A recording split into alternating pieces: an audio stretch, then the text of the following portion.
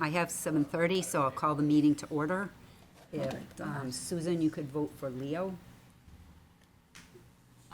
Yes, is Leo a full-time member or an alternate? He's the I think he's full-time, full-time. because his timing was such that he got, oh no, he's an alternate, my bad. So we're not missing any full-timers. And we have a quorum. Perfect. Okay, first up is 162 Litchfield Road. Oh, my God, that's freezing. I was so hot today. Oh, no, I'm so comfortable, it feels I'm going good. to have pneumonia before the day is over. My car, when I was in Manchester for an hour and a half, 2 hours, could hardly hold the steering wheel. Oh, this is them, too. Oh, from the end? Yeah. So we work This one? that'll work. Or this? Wait for everything. Actually, let's go back just a couple more. I think it's SO1. So it's 8 more sheets. Sorry. Sorry, which one? Here's So the it's paper one. I think. S01, so it's just going up. And then Oh, you can- a zero you one, can okay, go I see. look at it. Gives a nice overall of the site. One more. There we go. All right. Good evening, folks. Good evening. Hello. My name is Nick Golan. I'm a licensed engineer and principal with the firm TF Moran, and here on behalf of the Southern New Hampshire Green Energy Campus Project. With me this evening and sitting to my right is Mr. Zachary Zweffler, who's a senior project developer with Purpose Energy. Also in the audience is Melinda McInnes, who is a project development analyst. And seated over my left shoulder is Mr. Chris Danforth. He's a senior environmental scientist with TF Moran, and also our certified wetland scientist. So he'll be here to answer some questions pertaining to our existing wetlands that are out on site. What we'd like to do is first get us situated. Where are we? So this is 162 Litchfield Road with access from North Wentworth Ave. This is tax map 14, lot 39, zone gateway business district, and comprised of approximately 50 acres. Our proposal here is to subdivide the lot such that approximately 15 acres, which is the portion that is outside of the airport access road mitigation area, would be subdivided and would provide the opportunity for this green energy campus. What I'd like to do as part of this presentation is I'm going to give Zach an opportunity to speak to a little bit of the science of what is it we're doing here. In short, it's reducing waste streams to New Hampshire landfills and producing renewable biogas that can then be injected into the local natural gas network. But there's a whole lot of chemistry to it. There's a whole lot of fun things that have to take place in order for this to happen. There's some remarkable technology that they're going to be utilizing for this all to take place. And I feel it's important to give Zach really the opportunity to tell you a little bit about what it is they're hoping to accomplish here. Like the end goal is great. It's creating clean energy from our solid waste. But it'd be great to hear a little bit about it and a little bit of background. And if there's questions, he's our technical expert and we'll be able to answer them. If you would, sir. Yeah, and thank you all for having us. I really appreciate the time. Purpose Energy is serving both roles as developer for the campus, and then we're going to be one of the operations that are going to occupy the space. So Purpose Energy has been around for, we're celebrating actually tomorrow, our 18th birthday. We've had facilities that we've built kind of across the country, really heavily specialized in treating byproducts and effluent that's coming out of food manufacturing. So we've got a proprietary technology I'll talk about in a second that supports that. But so historically, our facilities have been co-located with food manufacturing. We'll do a good amount of distilleries, breweries, things like that. We're really looking for production and businesses that have waste streams that are causing a problem for the community, whether that's they're going down the drain and causing problems for the municipal system, or that they're going to landfill or being land applied, something that's probably not ideal and causing troubles. That's usually when they call us and say, please come and engage with us. Let's figure out a way to do something a little bit better. And so that's really been the impetus for us looking here in Londonderry. While we're based just a little bit south of here down in Salem, we've been working with Stonyfield for quite a few years. They've, for a while, had, through their production process of yogurt, A couple of waste streams that have been pretty difficult. Some of them are getting taken off-site, trucked quite far away. Some of it's going as far away as Maine right now to be pre-treated and kind of prepared for its ultimate destiny.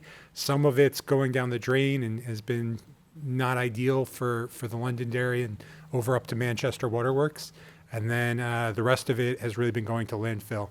So one of the reasons that we came to Londonderry and looking at this site is because they've really been talking to us for a while. How can we help them solve their problem? So we're going to actually start with them. They're going to have predominantly 3 waste streams that are or byproducts that are coming out of theirs process. So we've got when the milk is starting to get turned into yogurt, it actually has something called whey that's coming out of it. So that's like the watery start of the milk. That's going to be coming down. Right now, they segregate that and truck that pretty far north to get treated. They're going to start, instead of putting it in trucks, sending it down a drain, send it to us. They also have, just through the normal production cycle, some product that's just not fit for human consumption, can't be donated. That as well. Right now, that's going to landfill. Sometimes it goes for pretty far off-site treatment. We're going to allow them to start putting that down the drain. It makes their ability to kind of grow and treat that in their process go a little bit smoother. Since they don't have to worry about segregating this, it just becomes down the drain.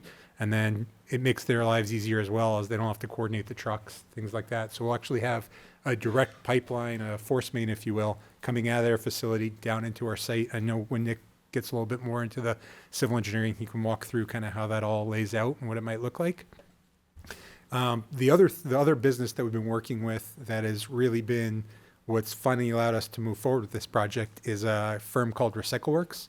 Right now, they're headquartered out of Braintree, Mass, but do a lot of work all throughout New England. Their big business is going around partnering with factories that are very similar to what Stonyfield does today. They've got the byproducts, the effluents that need to be treated and taken off site. They have a fleet of trucks they'll go pick up and bring it for treatment one place or the other. And so for this facility, and what we're talking about, it's a little bit of a horizontal kind of expansion for them. In addition to taking a small amount of kind of food waste that would otherwise be going to landfill from factories, this is going to be a pretty new facility for New Hampshire, a new type of facility in that it's going to be product to packaging. So it's going to be pre-consumer food waste, whether that's coming out of commercial kitchens, whether that's coming out of food processors. These are things that are actually in the package that for one reason or the other can't be consumed, needs to be disposed of. In a lot of cases, most cases, that right now is going to landfill. And so for us, it's pretty exciting and impactful for us to be able to take, I think we're somewhere in the neighborhood of 300 to 400 tons a day of waste that's otherwise going to a New Hampshire landfill, which we all know are pretty constrained right now. And right, there's a lot going on at the state level to try and control that a little bit better. Here, we just get to take 400 tons a day and shift it right out of that cycle and bring it into this facility. So one of the 2 facilities that we're going to bring in is going to be RecycleWorks. They're going to operate this depackager, where they'll bring in food waste, either palletized, right, it's coming from a factory or warehouse, can't be consumed anymore, might have coated out. They'll be taking semi-trucks full of that, putting it through a depackaging machine. So it's a giant hammer mill that really just hits the packaging so hard, the food comes flying out of it. Probably, about the size of the area in front of us. Not a huge machine, which is kind of exciting about it. It's not a very big footprint. So they'll have that, and then they'll have streams that are coming that are maybe outside of the package, but would otherwise go to landfill, right? Think of if you're in that commercial kitchen and you're prepping food and you've got a bunch of shrimp tails and you've got the bones and all that kind of stuff. It's not really set to go anywhere but landfill right now. They'll put that in the machine, make sure all of the remnants of packaging and inorganics get out of that stream, and then they'll turn it into a slurry so that way they can pipe it over the Purpose Energy half of the facility. Purpose Energy half of the facility is really built around anaerobic digestion. That's our core competency. We've got our Tribrid bioreactor, which is proprietary to us. And so what that does really well and why it lends itself good to this kind of streams of food manufacturing and a pretty diverse stream of food waste that's coming in from New Hampshire businesses is it allows to separate when you have really good high strength streams, like let's say chunks of cheese, from really low strength streams that really don't need a lot of treatment. As think like flavored water or something like that, right? Where it's There's really not a lot in there. It doesn't require a lot of treatment. Our system has a proprietary approach, a blending of multiple kinds of technologies that allows those to get treated kind of differently. Even though there's one anaerobic digester, it moves through a little bit differently. And just, I always get kind of caught up in what ADs are. I take for granted that everyone remembers what they learned in high school biology. I know most don't. Shame on me, I don't. Yeah. So AD, anaerobic digestion, is really giant metal tank. In there, we have bugs that are kind of operating like your stomach. So they're eating, digesting the organics out of the streams, and they're burping, farting it out as natural gas methane. And so through that process, we're able to take a lot of the organics out of the food streams that are coming to us, turn it into gas. That gas is going to get injected with Liberty into the local natural gas distribution system, come into your homes, come into local businesses, displace the need for fossil fuel gas to get pipelined up from Tennessee, which is where it's all coming from right now, for anyone that burns gas around here. So we'll have that. We'll have relatively clean gray water, which we've been working with the engineer's office, Public Works here in Londonderry. It's going to be well within what they would like to see from wastewater coming out of manufacture or of industry right now. And so that'll get processed and sent down through Manchester through the town's sewer system. And then the last thing that'll come out of our process is a soil amendment. So this is really, really good fertilizer, if you want to think of it like that. We quite honestly, in our first facility up in South Burlington, Vermont, we take that and we started growing hops up the side of our tanks. And our operator there actually uses it and brews beer in the garage, which I think is kind of cool. Just tells you how good and potent that stuff is to help folks kind of grow plants. And so that's kind of the three things that are going to come out of it. All but that soil amendment goes out, via pipe. So the water is going to go out through a sewer. No need for trucks to kind of dispose of that. Gas is going to go into the local distribution system, like I was saying. So that eliminates the need for a truck. Soil amendment's really the only thing that's left. And that gets handled with a few semis throughout the day. It's a pretty small amount. And so as a result, it ends up being pretty low impact to kind of the folks around us. These digesters operate 24/7, 365. Part of that time is done through remote monitoring out of our headquarters down in Salem. Part of that is done with on-site staff. I'll take a breath there. From someone who's been indoctrinated, I'm assuming you've got whatever holes I've got. Of course. As you can tell, Zach's excited about this. This is a exciting project, and the chemistry behind it, for an engineer, it's just cool. It has really been interesting to learn from Zach and his team about how this process truly works. And a lot of that has to do with the siting elements, where certain portions of this product, these certain elements of this project need to be located specifically in order to accomplish the goals of what he's laid out. Now, in order to accommodate this layout, we did have to look towards our existing conditions plan, which is on the screen behind you. As you can tell by those long, thin fingers that are reaching to the sites, we do have some wetlands that are on this property. Portions of those wetland fingers will be impacted in order to accommodate the ability to reuse these waste streams. If I can, I was going to invite Chris Dianforth, who's our certified wetland scientist, just come up and give us a little bit of backstory. When we realize that a wetland will need to be impacted, we're looking at its functions and values. How do we minimize those impacts?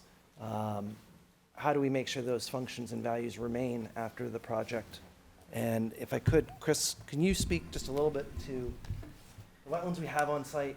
What is their functionality? And that'll lead us into the conversation of how we've tried to minimize what those impacts are in order to make way for this Purpose Energy project.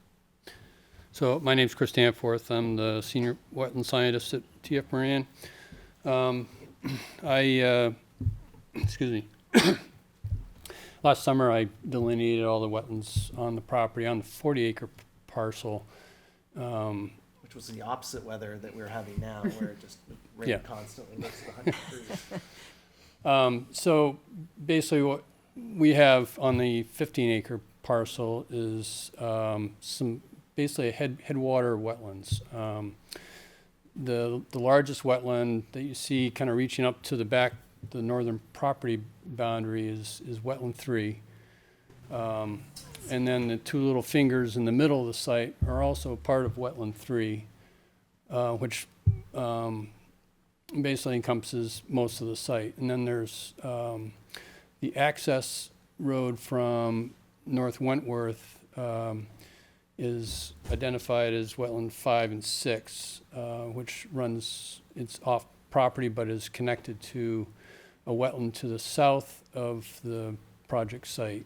And that's actually a really good pause point, Chris, because one of the elements of this, to speak to the merits of the project, it does have to do with access.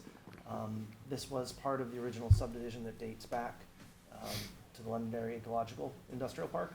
I know that because I found the plans in TF Moran's files. The subdivision that specifically stated that in order to develop this portion of the site, the expectation is it would be through the access way that was defined on those plans. So there is currently a paper street that projects off of North Wentworth Ave. It's an extension of that right away. Still untouched, with the exception of some drainage that was installed by the town. But the expectation had always been, in order to develop this portion of the site, this would be the means of access. There was a specific note even indicated on the plan that a stream crossing would be required. And that was the portion of the project that Chris was just starting to identify. Yeah. So basically, so I did a functional assessment on the entire property, focusing on those 3 wetlands I just stated. So basically, a functional assessment is done to rate the wetlands on the property to help assist in the design of the system of the development property, to try to avoid the higher functioning wetlands. There's basically 14 functions and values that I work with through the Army Corps Highway methodology. And so basically I went through those 14 functions and values and assigned them to each of the wetlands. Basically just to give you an idea of what the functions are, we have groundwater recharge and discharge, flood flow alteration, basically flood attenuation, fish and shellfish habitat, sediment toxicant pathogen retention, nutrient removal and retention, transformation, production export. It's basically food produced in the wetlands or for use by wildlife. Sediment shoreline stabilization, wildlife habitat, recreation, education, scientific value, uniqueness and heritage values, visual quality and aesthetics, threatened and endangered species habitat, and ecological integrity. So basically, my functions and values assessment, I rated the wetlands. So basically, wetland 3 rated as a principal function for groundwater recharge and discharge. It's a long, narrow, basically it's a swale that runs to the southwest to a intermittent stream that's connected to Horse Trail Brook. And basically on the project site, it's probably maybe 10 feet wide, and is basically ephemeral flow until it gets to the southern part where it becomes intermittent. There's more channelized flow, so it becomes a little bit more defined. Same thing with that wetland in the middle, wetland 3, the 3 little fingers.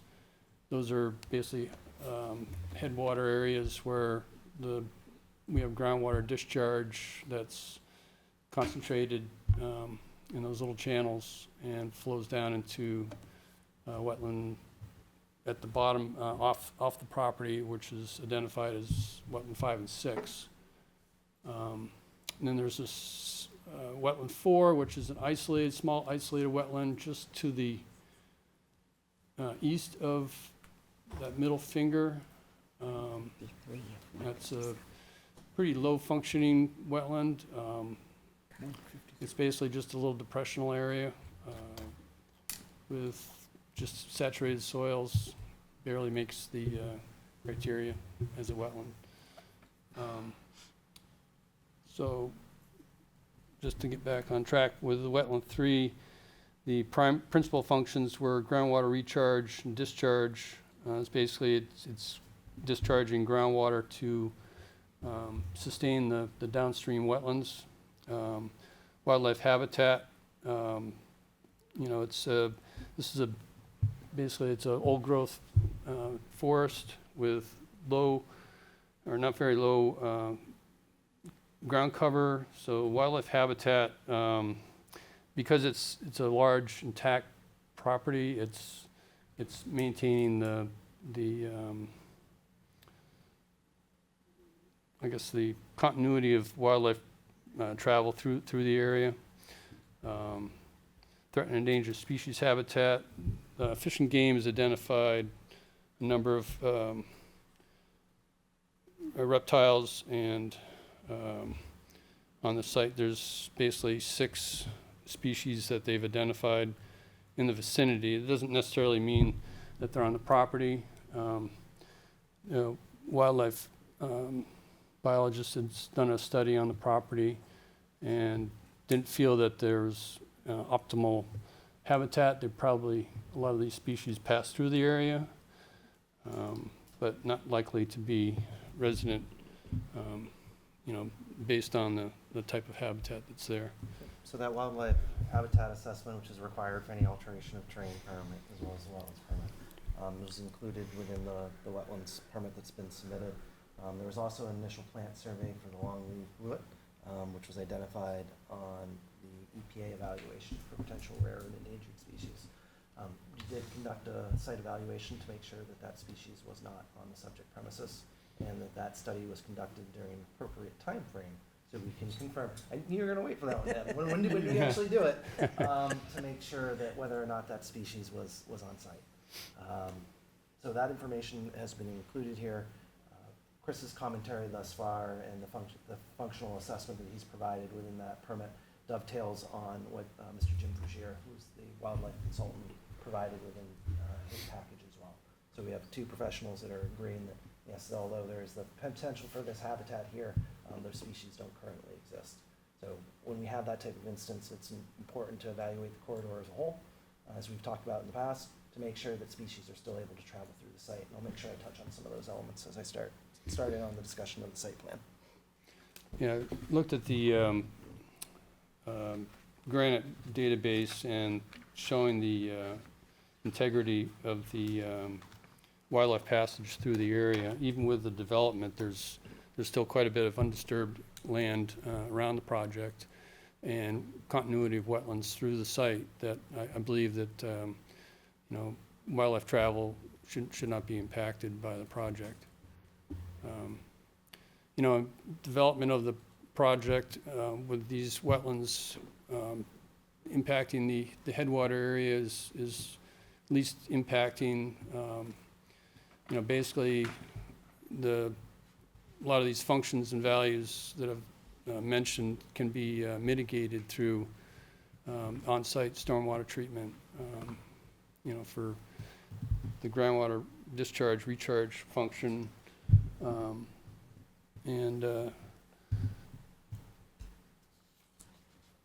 I think that it's the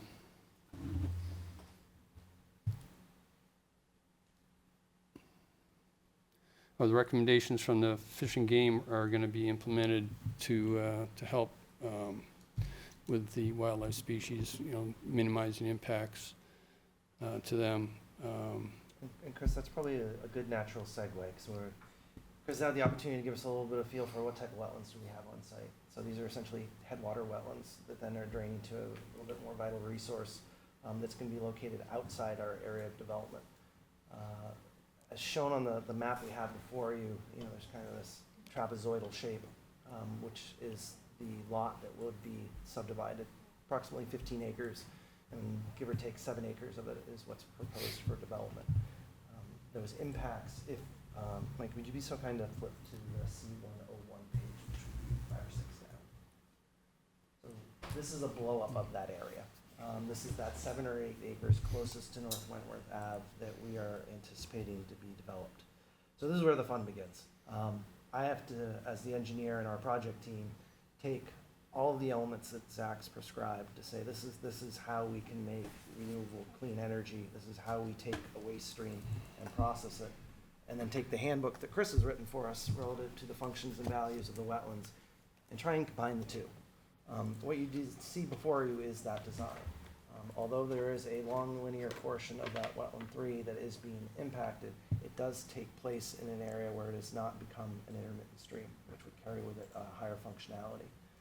You can also see that the tips of those 3 fingers that are located centrally on site are limited to just the very upwardmost portion of those, where really only 2 of them are being impacted. The third would be left in its natural and existing state. The least valuable, if we want to put it that way, wetland from a functional characteristic, and I believe is that next wetland, which is in the southeast quadrant, where we have an impact shown order of magnitudes a little under 600 square feet. Now, when we How look- many? That wetland's impact is about 600 square feet. When we look at it in the aggregate, we have just under 10,000 square feet of forested wetland that is being impacted, and I believe it's about 50 linear feet of intermittent stream, and that's specifically for the roadway crossing. That is that predetermined location that we knew as part of the subdivision 30 some odd years ago would need to be impacted in order to allow for the expansion of the ecological park and a sister type use to be established on this property. So a couple of the items that I wanted to express as far as the siting, site access. We are requesting a conditional use permit from the planning board as we have substandard frontage. There's 50 some odd linear feet of frontage at the entrance to this facility. And that is the tail end of North Wentworth Ave.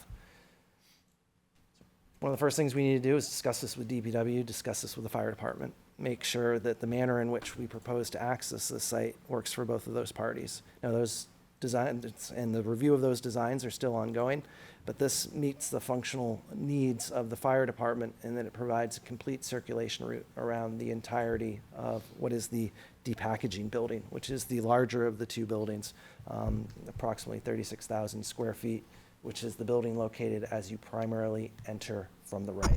So as far as making sure we have our bearings, North Wentworth Ave is directly to our right. You can see the small sliver of that coming in. We have kind of a larger rounded island area, which provides the opportunity for our emulsification building. That is receiving some of our waste stream.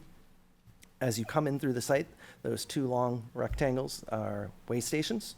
So one would be built initially, the second would be a future truck scale.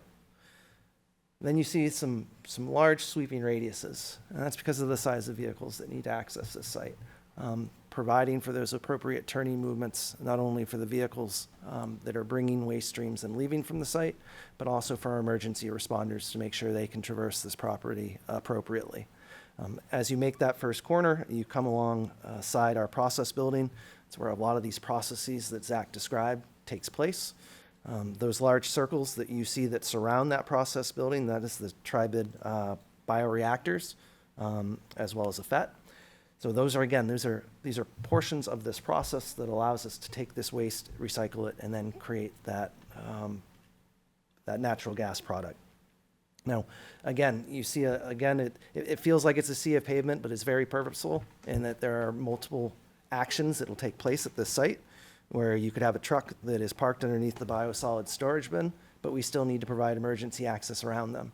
And again, when we're looking at vehicles the size of a WB67, which is the full-size tractor trailer, 53-plus trailer that you would see on the highway, we have to provide accommodations for turning movements around those vehicles as well.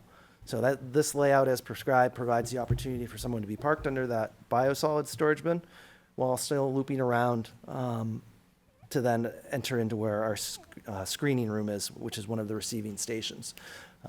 Provides the opportunity for someone to be parked, unload, while still providing the opportunity for people to drive around them. Now, given the size of these vehicles, safety is first. Whenever we're talking about industrial or mechanical type uses, safety is of the highest regard to make sure that we're not putting people in situations where they'd be subject to vehicular traffic.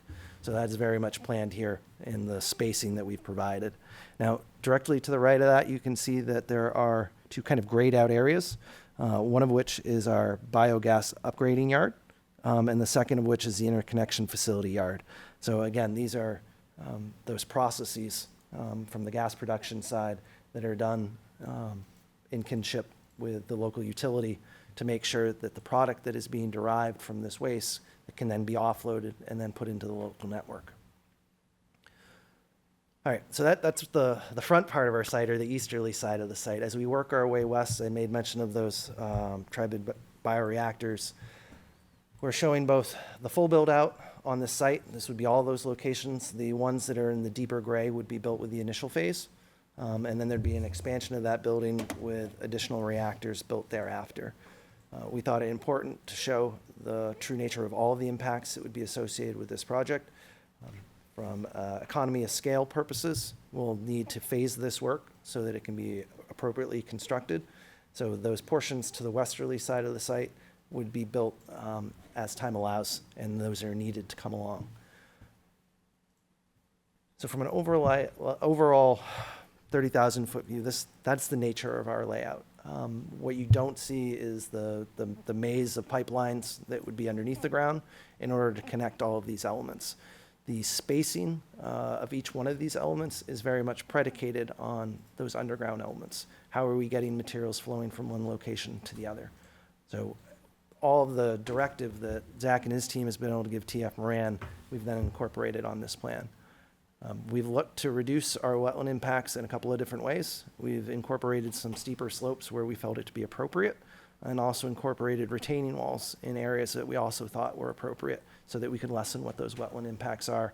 And we've also identified what those temporary wetland impacts are.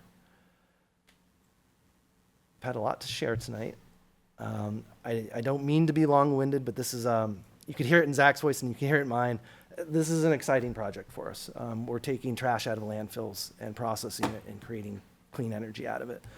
We do realize that comes at the cost of some wetland impacts. We've done our best to minimize what those impacts would be, and it'd be our expectation that this would follow the in lieu fee process to mitigate for those impacts. Our full team is at your disposal. Are there questions? So what's going to happen to that long wetland in the middle? That long wetland in the middle would need to be filled in order to incorporate the layout as proposed. And what was that rated? That's wetland 3, and I had 4 functions and values that I considered principal functions. It was groundwater recharge, wildlife habitat, threatened and endangered species, and ecological integrity. I didn't see a fish and game habitat classification. I mean, you know, the tier 1, 2, 3, you know, yellow, green, magenta. that Oh, cla- the WAP. yeah, the WAP map. So it's basically, it's the whole site, the whole area, the whole region there is basically, I think it's in the wetlands permit. Supporting. No, I think it's highest value in the region, not the highest functioning value. I let me see think if I it's can in the find it. Yeah. materials. As I think on page 120 of 157, if it's green, magenta, and yellow, I think it's rated as number 2, which is green. If this is what you're speaking about, page 120 of 157 in our packet. So we did file a formal consultation with Fish and Game. They have responded, asking for a little bit of additional information. And I can read from a couple of things that I think would be helpful. So some of the things they've been asking for typically, the wildlife exclusion barrier, they have concerns with turtle species otherwise that are either inside the site or outside the site trying to pass back and forth. So by installing the exclusionary fence around the property, it prevents migration of those species interior during construction, and then installing wildlife escape mounds or ramps that provides the opportunity for turtles or snakes to be able to leave the site. Other things that they were looking for are, again, catch basins and outlet structures that don't have sumps for concerns with entrapment, and also to use a narrower grade opening, which is 2 by 2, for the purposes of, again, trying to prevent those species from getting inside the structures. Another element that they've asked us to do is to look at our outlet structures that are associated with our stormwater basin. So in this case, the stormwater basin that's associated with the site is just south of the bioreactor area. It is an open filtration basin, but it would have the typical Londonderry outlet structure on it. We've tried to locate that structure so it's far enough away from the berm, so it would preclude the opportunity for one of those species to climb up it and into it, or at least they'd have to be very driven to want to try and climb up a vertical slope in order to get into our outlet structure, which we would then not have a sump on, so they'd still be able to have the opportunity to leave. For the area that consists of the depackaging facility, which again is the larger of the two buildings on the easterly side of the site, flanking that on either side would be subsurface stormwater systems. We are in a fill section, as you can see from the tightly graded lines to the south of that. So that's going to provide us the opportunity to build those systems in fill. It helps us in that we're filling that void that would otherwise need to be filled with materials. That closed drainage system would be equipped with sumps because there's no necessarily positive outfall from a subsurface system. So emitting sumps in those locations wouldn't provide the intent of what they're requesting. So that's something that we're reviewing with them currently. Whereas where we have our infiltration basin, which is open to the air, all of the catch basins that are associated with that are really in more grassed areas that are around the bioreactors. That does provide the opportunity maybe for some of those species to get into those grates. And if so, they would have a positive outlet. They wouldn't have the opportunity to get trapped in a sump. So one thing I want to mention is just kind of relative to where we're at in the process. So we filed our wetlands permit. We acknowledge that we will have a conditional use permit as part of the municipal review that will be back to review with the commission. But we thought it prudent to hear some of your feedback as part of this overall site plan, give you an opportunity to get a little bit of understanding of what this project's for. Hopefully Zach provided a good frame of reference. And yeah, just to open the conversation. I have a really stupid question. I think that's great, all this, but if you have so much land, why do you have to build at that certain point of, and So- you might have already answered it, I'm sorry. No, that's a great but- question. So why do we have to build where we are? At the limits of this 15 acres is the, make sure I use the terminology correct, is the airport mitigation area. So it is precluded from development. The conservation easement that was placed on it in perpetuity as part of that runway extension does not allow for that area to ever be developed, which I thought was somewhat telling that this land was kept out of it.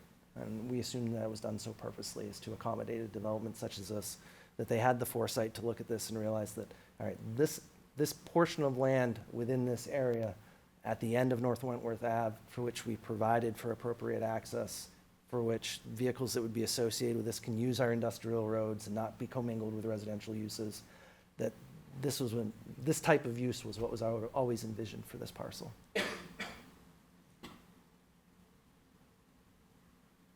Could you run through what goes in and what comes out again? You know, how, when the stuff comes in on these large trucks mainly, right? And maybe some tankers? Yeah, so there'll be three primary ways that the streams will arrive. So we'll have the streams coming from the Stonyfield factory. Those will all be coming via pipeline. That'll be coming actually out of their plant. We're going to tie directly into their building and their existing silos. Those will get sent by a force main via pumps down to us and right into the facility. Does the pipeline show on the plan here? Not on this one, but what it would do is it would run through North Wentworth Ave. We're going to have to request that from town council as part of a development agreement that would be prepared for this project. So almost like a sewer line Got on our it. street. Exactly what that Exactly. is. So that'll be one. We'll have, for stuff coming in, there'll be a very limited amount that's coming in tanker But trucks. when it arrives now, so Yes. it's coming out of a pipe, is it going into the digester right away? So from Stonyfield, it goes directly into what we call our FETs. It's a flow equalization tank. So other industry likes to call them EQs. So it'll go in there. One of the things that we hold as a core competency and a differentiator for that attracts businesses to work with us is our technology never shuts down. We accept flows 24/7, 365. If you've had any exposure to the waste business, you know that's pretty rare. It's very, very common for trash not to get picked up, treatment facilities to get shut down. So for us, we actually build in this flow equalization tank to ensure we can do that. If we have a short-term maintenance item, we need to shut everything down for 4 or 5 hours, we've got multiple days of flow equalization tanks that are there to kind of accept those streams. So from Stonyfield, it's going to go directly into one of those 2 EQ tanks like Nick was sharing. And then from those, it goes through our process building. We do some initial preliminary refinement, making sure that nothing's gotten through, maybe like dropping some nails or some plastic down the drain. That happens quite frequently, unfortunately, in large facilities. That'll get streamed out, and then it goes directly into the digester. It'll go through the digesters, get biologically broken down, and then it'll go back into the building. We'll actually use some post-treatment filters, things like that, to make sure that we've gotten all the solids out before we send it down to the municipal system. Is that helpful? Yeah, and then how does it get into the municipal system? So we'll have a discharge back into North Wentworth on the Londonderry's collection sewer system. And so then it'll go down and commingle with the rest of sewer. Okay. That's the yogurt line. Correct. And then so we'll have tankers, limited amount. I think we're tracking under a half dozen a day. Does that sound right? So I think that's about where we are for this project. Those will all come in, and often that big median towards the top of the site, like Nick was mentioning, we'll have a screening building. There'll actually be a hose that gets connected to the back of the tanker trucks. It'll connect to a flange on the side of the building, and without seeing any daylight, all those streams will flow through, hit a pump within our system, get pumped into that FET tank. Might be some pre-screens, and then it'll do the exact same process, everything else. It all commingles in that equalization tank, the FET. So that'll be that stream. And then What's in the tanks? it'll be a mixture. So some of it, I think there's some strong businesses just local here. We know there's a soup manufacturer that currently works with Recycle Works that has bad product that they need to dispose of. You'll see other things like whey, like bad yogurt coming from other dairy manufacturers. We know there's Frito-Lay up the road, Coca-Cola not too far away. All of them, just through the course of their production cycles, have pretty high strength waste streams that can't get flushed down the drain. It would upset the municipal system. So today, currently, they're all segregating that and sending it elsewhere in the region. There's not really great places for that to go in New Hampshire. So it usually ends up going back down to Massachusetts to get processed and brought back up to New Hampshire for final disposal, or it even goes up next door to Maine and it keeps going north. So we'll be able to kind of divert that and keep it a little bit closer, less truck miles. And how do you control what comes in? I mean, obviously you have a company that says, I'm giving you this. How do you know that's what you're getting and you're not getting other contaminants that could be toxic? Yeah, so it's a couple of ways. So one, that's one of the reasons that we're partnering with Recycle Works. They have the relationships with these manufacturers. These manufacturers, it is not, the stuff that we deal with is typically not a one-off. It's not Coke calling and saying, hey, this is a fluke, you're never going to believe it, but a batch of Coke went bad. This is typically something at Stonyfield, right, where they have just as part of their process bad yogurt in every batch that needs to be disposed of. So typically there's pretty recurring cycles of product that are very consistent. When we first take a new feedstock stream, we test it pretty extensively. We have a lab that we partner with down at the University of Arkansas that runs 60 days worth of tests and samples on it before we typically are willing to accept it. Then our operators, as they unload, will monitor the streams. If it's consistent with what we've seen, if the plant hasn't called us, that's one of the things that we do is talk to the operations at the plants. Is anything weird going on that we should be aware of before we accept this? They say, nope, it's the same thing we sent you last week. We do a visual inspection. We do have in our process building an on-site lab, so we can do some pretty basic analysis on what we're receiving, make sure there's nothing that we weren't expecting. If all that's good, then the truck keeps unloading and life is great.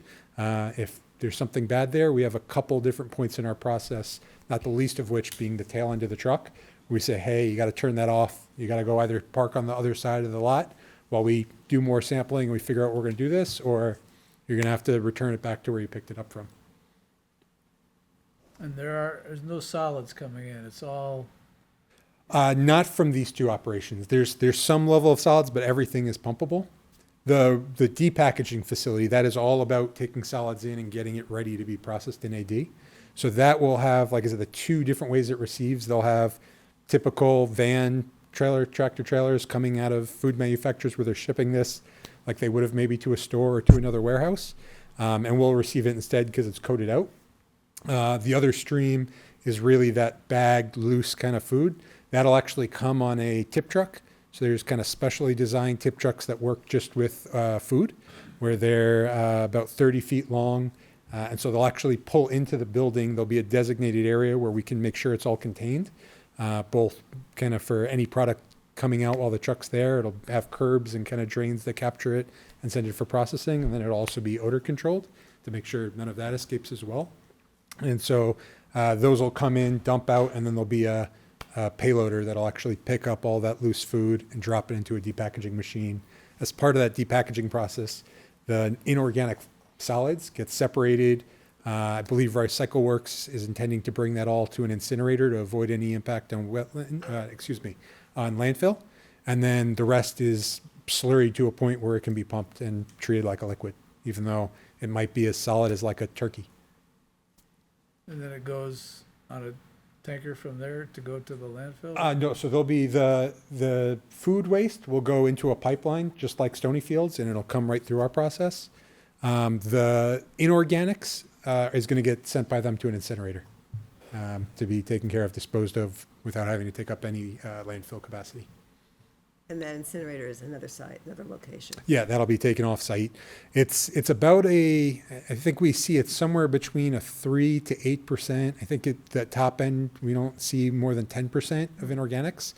So we'll have something like 400 tons a day coming in, and we'll have 2 to 3 tons a day leaving, which is a pretty small amount, right? It's less than a 4-yard dumpster a day. And would you have safeguards for any kind of truck spillage? Oh, absolutely. I mean, RecycleWorks, their business is trucks, and so that's something as part of their normal standard operating procedures. They've got a response process in place to respond to those kinds of things. For us, as part of our receiving process, our operators are there to kind of monitor, manage it, and we do have containment areas to be able to ensure nothing spills, leaves the site. So there's some concern in the state, you probably know, about accepting Massachusetts trash. Yes. So this 3 or so % that goes out as solid waste could conceivably be coming from Massachusetts, I guess, right? I think the super majority of what we're looking at, if not all, is anticipated to come from local New Hampshire. We don't really want to truck it. I think the other half of that is right now, all 400 tons, if it's if it's coming to landfill, most of it is coming here to New Hampshire right now and taking up landfill space. So the fact that we can trade the 400 tons a day for 2, 3 is a pretty nice impact on New Hampshire. That said, like I said, we're definitely very aware of that, and I think we've been very involved with the state and kind of making sure we're included in their process of managing that. So a more stringent state law wouldn't be a showstopper for you? No, like I said, the super majority of our stream is going to come from New Hampshire businesses. It's very core to us as a business. We focus a lot on placing our facilities where we can take as much as possible via pipeline, and we can send as little out. We don't like touching trucks. That might be more of RecycleWorks business. We try everything in our power to avoid it. We do not like to see trucks driving long distances to dispose of waste. That's just not who we are as a company. There must be some distance at which it becomes not financially feasible to bring stuff to you, right? What is that radius? I don't know. Again, that's probably more of a better question for our partner RecycleWorks. I could tell you that there are facilities that would take streams like this that are open in Maine, they're open in Rhode Island, and they're open in southern Massachusetts. So the likelihood that we would get someone to drive past one of those facilities to come to us with a waste stream, including RecycleWorks as our partner, it's just not in their interest to do that. They want to keep this stuff as close to our facility as they can.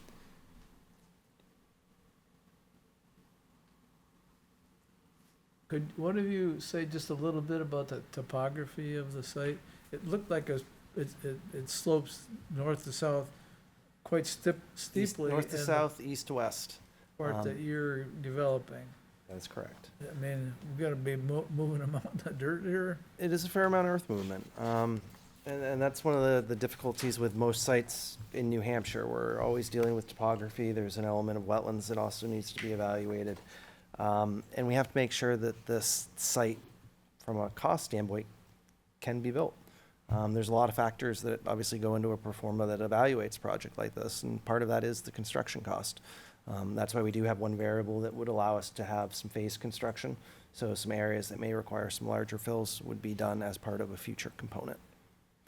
But yes, there is a fair amount of topography from the northeast to the southwest corner, which gets even more pronounced as we move outside of the area development.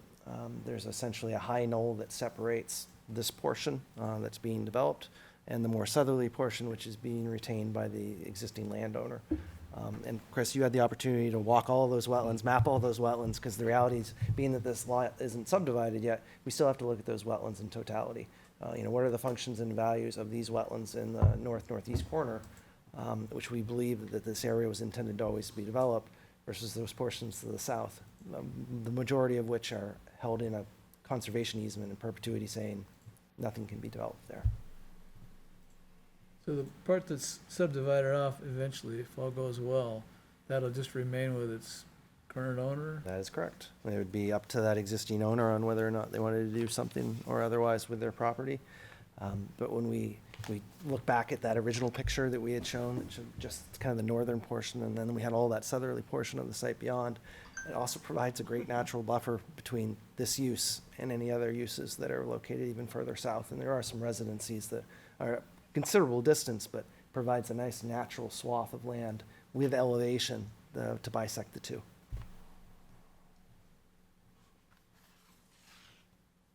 Do you see any opportunities on this property for wetland restoration or improvement as mitigation? No, it's a good question. So that was one of the things that I sent Chris out to do when he was out there was, all right, let's walk these wetlands. Are there impacts? Is it turned into a tire yard? Are there some areas that we can try and restore as part of this project?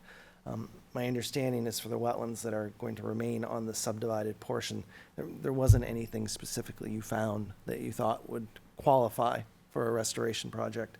I don't know that we sought locations further south, as those areas were already in conservation, but you had the opportunity to walk those, Chris. Was there opportunities there as well?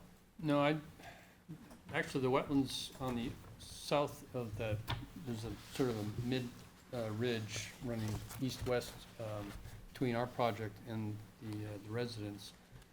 It's a pretty significant wetland that runs east-west on the south side of that ridge line. And that's all basically in conservation. It's in good shape as it is. I don't see that there would be any opportunity for improving on something like that, not on the property. Thank you, Chris. No, good question, though. Always look local before we think elsewhere for our mitigation. Who owns the land north of you? It looks like there's a small structure in there. Is that a aviation tower or something? Yeah, that's Um, government I think that's that's the United States of America. property. I think it's a Federal Aviation Administration. transmitter, maybe Oh, radio. yeah, I remember something about that Some from sort of years transmitter, back. maybe? Yeah. I'm not sure. But yeah, it's an interesting group of abutters. We have that. We have the developers that previously did FW Web that are immediately to our west. To the east is the Granite Ridge Energy, and then the state of New Hampshire owns the other parcel.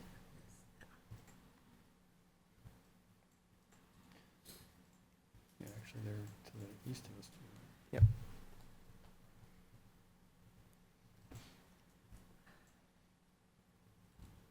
So do we have any other questions? This is a dredge and fill application. We'll have to respond to E DES.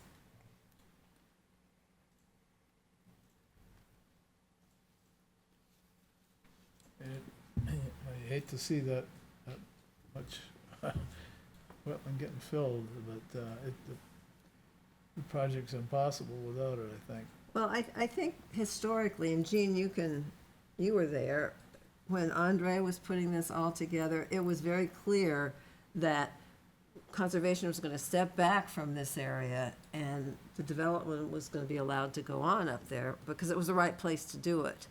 And, you know, as far as intimate details, I can't remember anymore, but, It was all wrapped around the airport expansion and the yeah. access road of it. And yes, that's why you've got that big easement down through here. Yeah. That And goes, That easement provides Quite a some real bit. continuity for the Horse Trail Brook Yep. system, which goes to the west. And there's a lot more conservation land out there where, you know, it's protecting that whole riparian. Quite a bit, and I know we asked for, I don't know who "we" is, but the 150 as opposed to the 100 that was gonna be in our town ordinance, just to, because it was just that important a connector if we used the rest for development.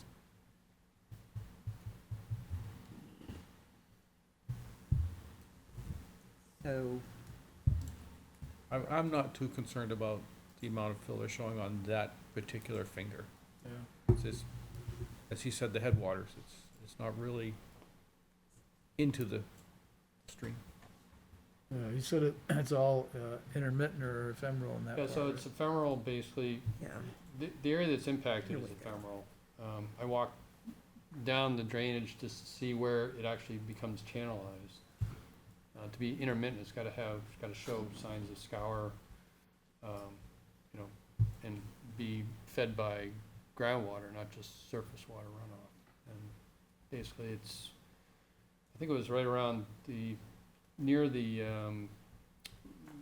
conservation line demarcation in all cases. It is naturally occurring though, right? Yeah, it's, well, it's pretty, these soils are pretty, well drained, so you get a lot of water movement. I was there earlier this spring and doing some test pits, and water moves really fast through there. We had significant amount of rain, the prior week before I did my test pits, and, the water was just moving right through the soil. Yeah, those were the back-to-back 10-year storms Then that we had. you go there a week later and it's gone, so it's definitely flushing through the site. So water moves, it's not impeded, put it that way.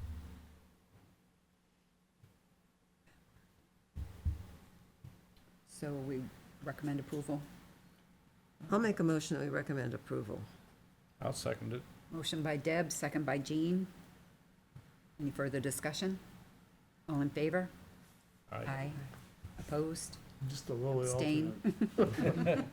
Well, we know we took a lot of your time tonight, but thank you for listening, and we look forward to So moving my forward with this question project is, when are you gonna get it done? as quickly as possible. We hope to be in front of the board as soon as we can. Design review submittal is upcoming, so thank you again for your time. Thank you. Thanks. Still can't find it. You looking at GIS? There's Stonyfield, there's Granite Ridge, it's back here somewhere. Where- Yeah. Litchfield Road. Is this Litchfield Road here? Yeah, but maybe I'm going the wrong direction? Because it's, well, this It's is Wentworth. I can't. That's Wentworth there. Can't find Wentworth on my, don't worry about it, I'll look It's at too it. small. I'll look at a bigger map later.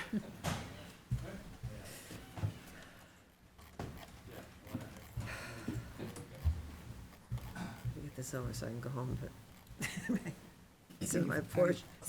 I'm freezing. Oh, you want a sweater? Sure. I'm loving it. Put it around my shoulder. Put it in my lap. Good afternoon. Thanks for having us.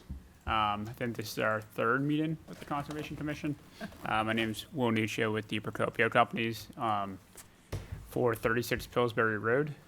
With us is our wetland scientist, Jake Tinnis, our attorney, Jake's from VHB, sorry, our attorney from Divine Millimit, Laura Gandia, and then our VHB civil project manager, Ben Zoller.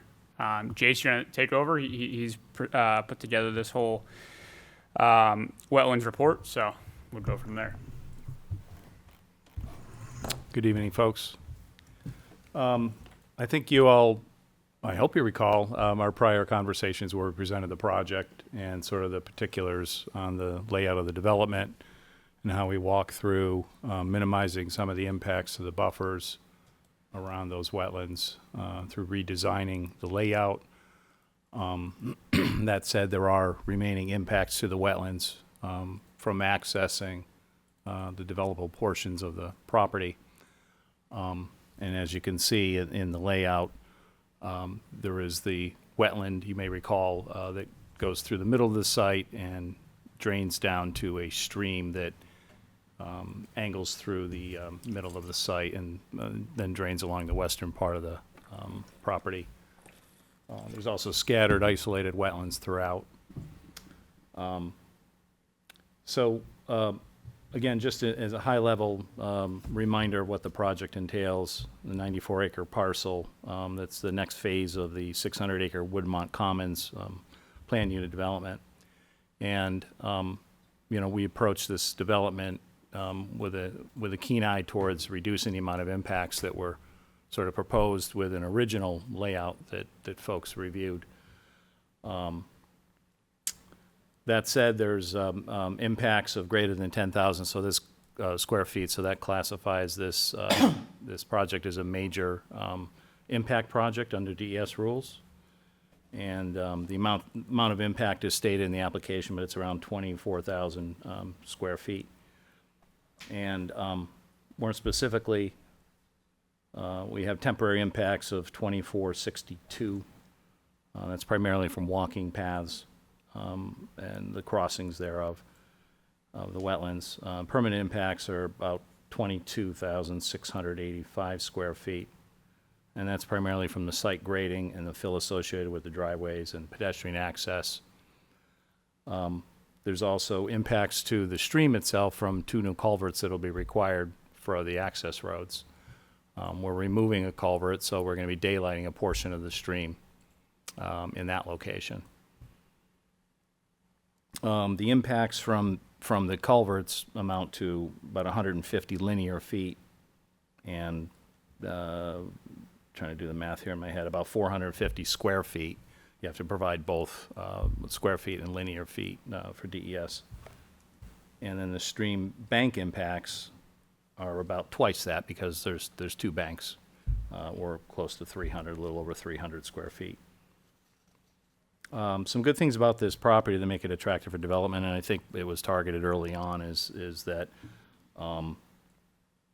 it was a previously developed apple orchard, as we know, with fields and a lot of developable upland areas.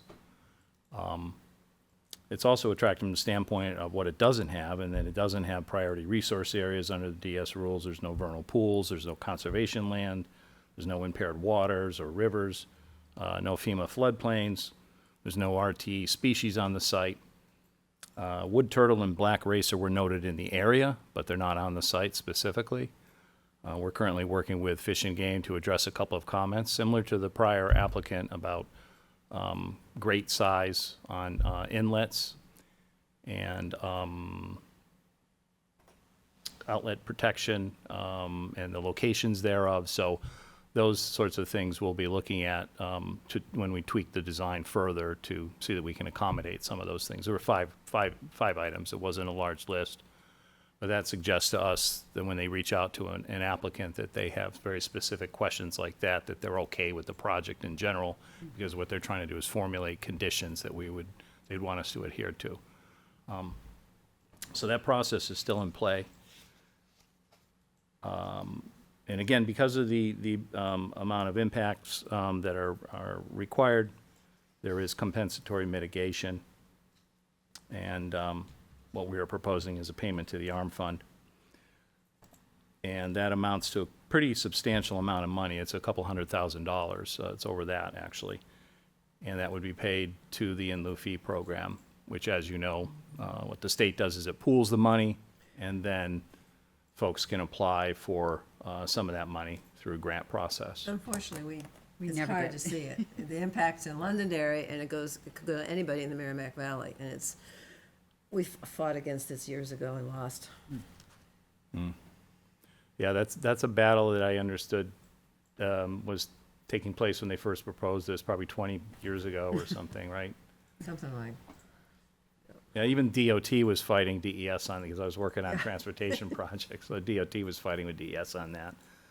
But nevertheless, it's come to this point, I think, because there's some acknowledgement that some of the smaller mitigation attempts, like on-site, don't really work that well. There's been a lot of failures with wetland creation and wetland restoration attempts, because it's just really hard to duplicate what nature has done out there already. And I think that's what DES came to that realization. And the Army Corps studied it pretty extensively. I recall seeing a report from them that 75, I think it was between 70 and 80% of these restoration and creation projects were failures, basically. They required a lot of monitoring and a lot of expense to create or to restore the wetlands by bringing in soil and plants, and then it ends up not doing what nature did naturally. So I think, again, that's why, well, I don't think, I know, according to the rules, the preferred method is through the ARM payment, and that's what they'd like. But I can go into some of the steps that we talked about previously in terms of avoidance and minimization and wetlands and functions and values. But I don't know where you folks lie in terms of having specific questions, and I know it's been a long day for many people and a hot one if you're outside at all. So you tell me what you'd like to hear. I can go into more specifics about the science kind of behind some of the things and determinations and how we are where we're at, or we can address specific questions that you may have on the Maybe plans. zero in on the exact locations of the impacts and Sure. detail that. Yep. can I ask first if you did reduce any of the number of units, or have there been changes that we don't necessarily know about? The units are still the same. Okay. Since the last Conservation Commission, the only change is at the main entrance. As you can see on this one, there's one main entrance here, but that has, it doesn't pertain to anything we're talking about now for the wetlands. So I think on this plan and in your applications, you can see where the two largest impacts, I think, are from the access across narrower parts in the northern part of the project. And I guess that would be up near, or Ben, maybe you can help orient me with the next sheet number, or what would zero in on that a little closer. Sure, we're looking at a previous submission for design review with what's on the board now. Mike, do you have a more recent layout perhaps, or the for Londonderry wetlands application Here we go. final? Do you know what page it will be on? You have a copy there.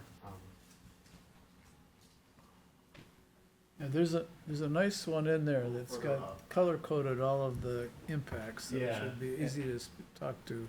And that's what I was trying to reach you, and then I realized what's showing on the screen was not that. But yeah, they are color-coded, so you can see where the wetland road crossing is shown as a yellow, and there's grading associated with the road, so that's shown as a green area. C201, Mike. Which one was it? C201. Keep going up. But what does it have? Oh, okay. This That's one? it right there. There we go. No, that's not what I'm getting. So what we have here is not necessarily what you guys are putting up. It's not in this. No, it was in one of the three plans, and it is one of them. Oh, okay. If you started on the wrong one. Right, there are two, and I got the wrong one opened up. I opened up revised. Yeah, you want revised. No, that's what I had open.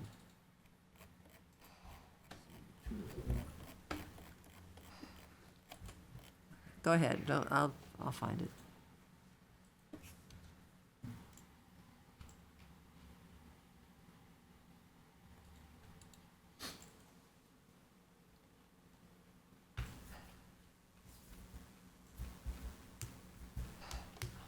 While we're waiting here, can I ask, what are the slopes on the disturbances can't I that have been find caused by the, putting the roads in. I look up So the there 'cause green. I can't. I can't see. It's just ridiculous.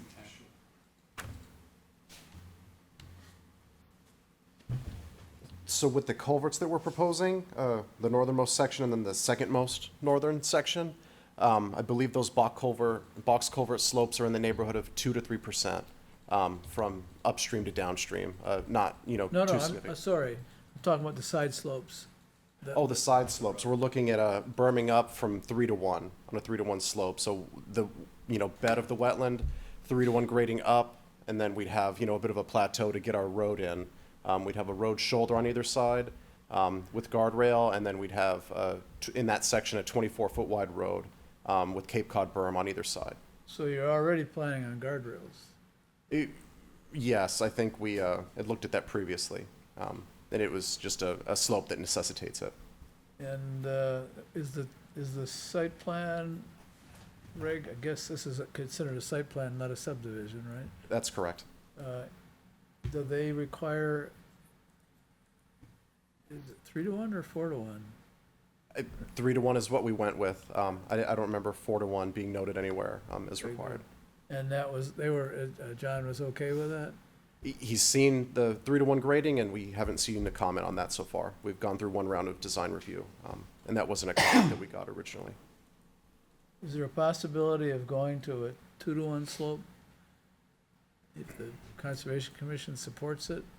There would be additional questions about, slope stability, I guess. The steeper you go, is seating going to be effective? Would you have additional erosion concerns if the slope was to get steeper and steeper? How constructible is a 2 to 1 slope as opposed to a 3 to 1? It just as a general rule of thumb, 3 to 1 is about our limit, I guess, for I think what we'd be comfortable with in terms of erosion, in terms of slope stability. We can explore it if it's really important to the commission, but at this time we've only proposed 3 to 1 as a maximum across the site. I think one of the things that Fish and Game asked was for loaming over the riprap areas and seeding, so that would Make it more hard, yeah. it would make it more difficult to control that in place. With a gentler slope, it doesn't erode as quickly or is less prone to erosion than a 2 to 1 slope might be. Can you can put loam over riprap and still make it grow? Well, Fish and Game would like that so that there aren't spaces that potential critters would fall into. Oh, okay. Yeah.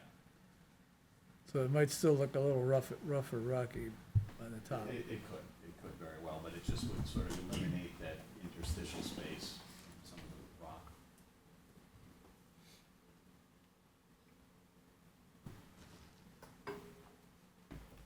the rock. I think, in our previous discussions, we've made it clear that, our concern is trying to at a minimum, get the driveways out of, farther away from the wetland.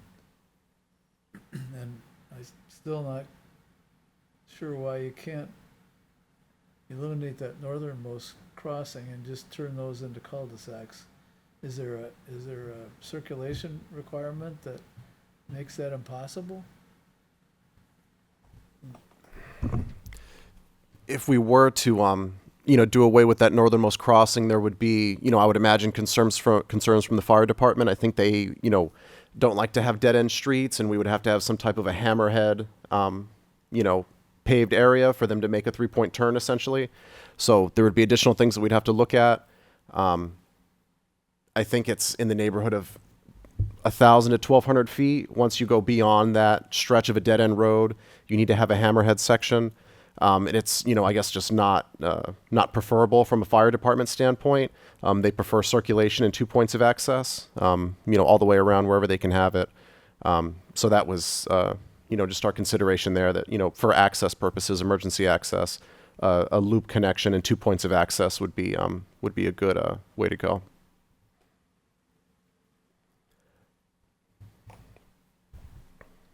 What about moving the crossing farther north? The further north that we move the crossing, we would then get closer and closer to our northernmost neighbor. as well. So, there'd be, less of a boundary, less of a buffer from the property owner to the north as well. I mean, I don't know if that would be a concern as well, but it, just again, a bit of a give and take there. If we move something one way or the other, there would be repercussions, beneficial or negative. I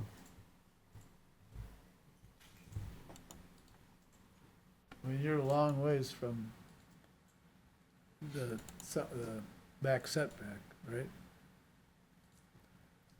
Yes, we had, previously looked at that property line being the rear yard for a rear yard setback. But as we're in the Woodmont Commons PUD, those regulations would dictate as opposed to, a zoning yard setback that would apply. And what do they say? It would just be the 50-foot perimeter buffer that was outlined. I think that's a 50-foot perimeter buffer from neighboring or adjacent residential. Is that correct, Laura? From the property line, yes. And there's, and then to the east, there's, the cemetery that exists today, the Pinkerton Cemetery. Trying to keep our distance there. Another comment that we got from, I believe the engineering department was, the desire for some type of a buffer between the property line that goes along the cemetery property. So we're proposing on doing, some berming there and some landscape screening as well to the east of this cluster.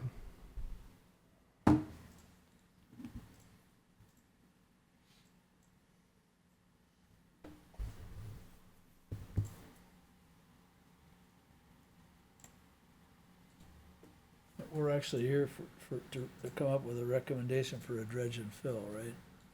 Correct. Is that the purpose tonight? Yeah.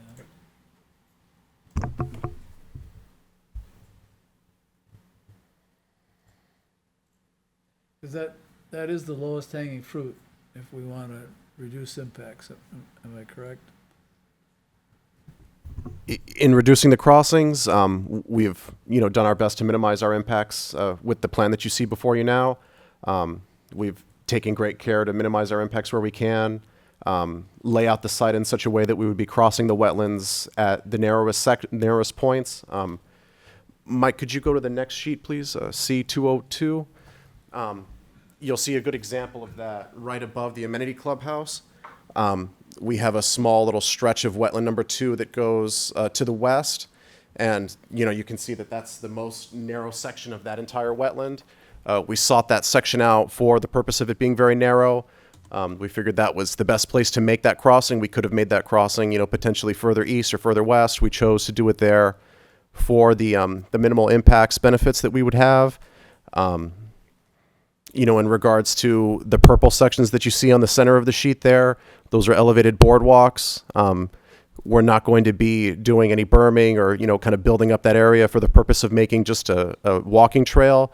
They're going to be elevated boardwalks that, don't sit on the, bottom of the wetland themselves, but they're just, propped up by wood supports.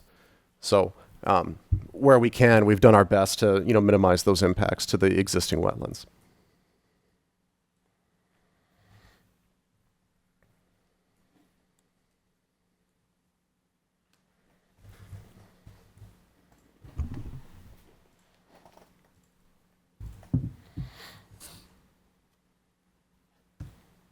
Questions?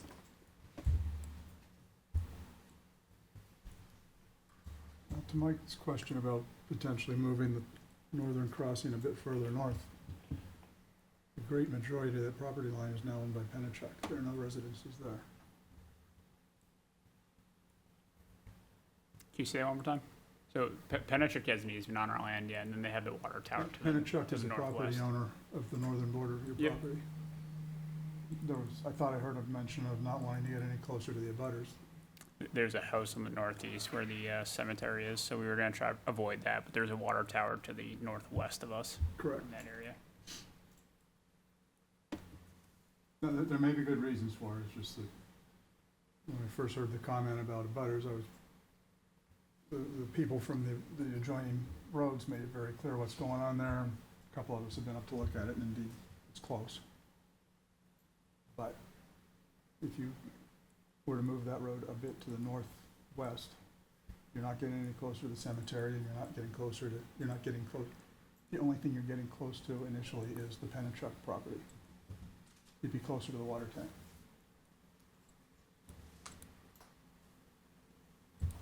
Could we go back to C201, please, Mike? On the western portion of this cluster, you'll notice that we have another wetland, wetland number 1.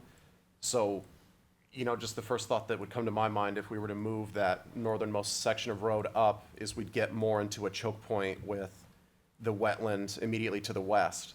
It would then become a bit of a balancing act between kind of, getting in between the two wetlands, so to speak. So, as it's currently shown, we're not proposing any impacts to wetland number 1, which is the westernmost wetland there. I know that certain residents have, spoken up about potential flooding in that area and, wetland number 1 that would continue to the west. At the moment, we're not proposing any impacts over there.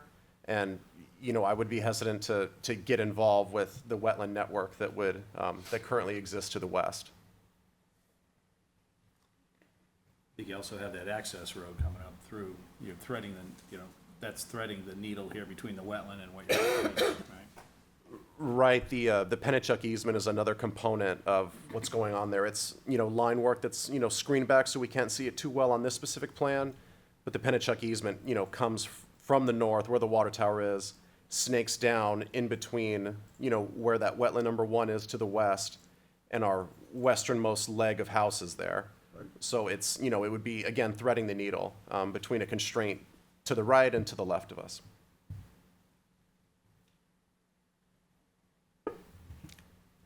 If you removed a few units at the top there, it wouldn't be so tight, though. If you just removed a few on each side, you could either go up and connect the road, or as Mike suggested, try to do a cul-de-sac at the end with more room for turning around.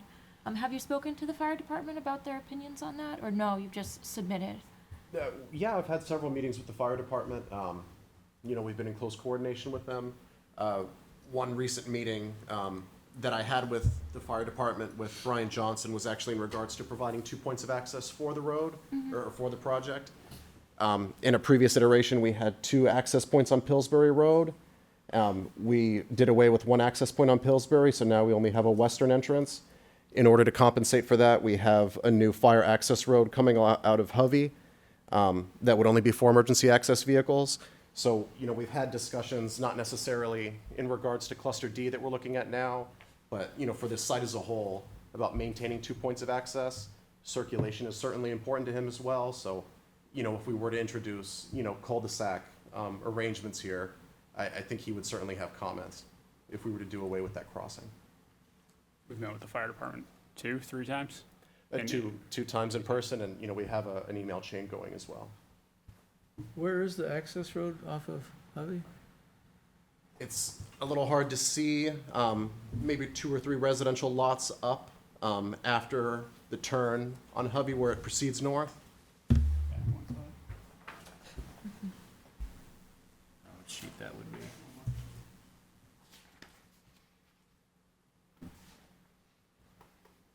On the plan, is that what just looks like a dark line, sort of to the right of C2.03? Be right here. So, as you come up from Hovey, 2 or 3 lots up, right there, and coming into this cluster. That won't disturb these houses? We've made a gap. With our proposed houses, we've kind of scooted them out of the way to make room for that access road. So, why not make that part of the, a regular road and kill 2 birds with 1 stone? You mean for residential use? Yeah. Or for, Yeah, it's another way to access the development from Hovey. I mean, the fire department would love that. And it would make it a lot easier for you to justify a very short cul-de-sac up at that end now. Does that have to do with the dredge and fill permit? Not to be rude. Just, we're here to talk about the dredge and fill. Is that question pertaining Right, to right. that? Yes, I'm trying to help DES reduce the wetland impact.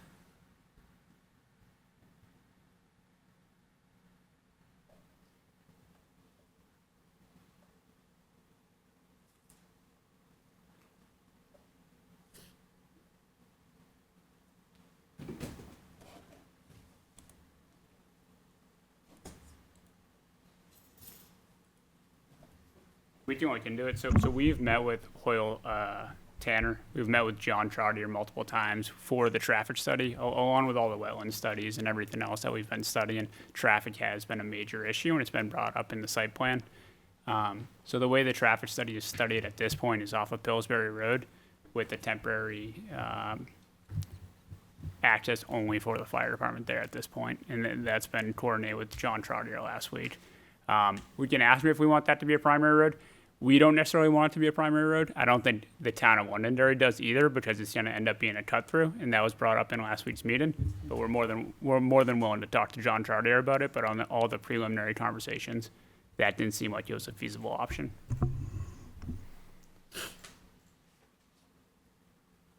And that's with the new exit 4 coming up from the north. People would start coming straight through the site, and then it would cause different traffic issues than we've already studied. And Ben, interrupt me at any point from an engineer standpoint, but No, just, Eliminate the turn to the east on Hovey so they can get over to Pillsbury quicker. that was something that was brought up, is just that there would be a cut through from traffic proceeding, you know, north to south and then also south to north from the Woodmont Commons area, you know, cutting through the proposed project and then up to Hovey and then around to the neighboring, to the neighborhood.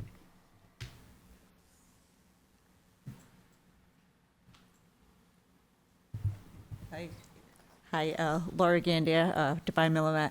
And this is a private road system network too. So this is one lot privately maintained. So we're neighbor friendly, but we don't want that cut through access either. And as far as moving stuff towards the north, we do have that sewer line up on the north part too, that says part of the whole Pennachuck water project.